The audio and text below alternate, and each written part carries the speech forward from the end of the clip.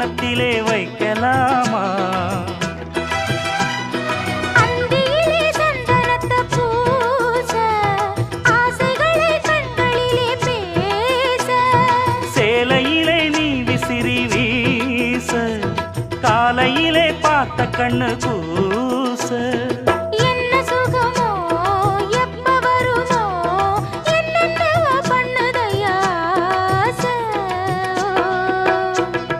மலையோரம் மாங்குருவி மாவிலையில் பாட்டெழுதி பாடுதடி.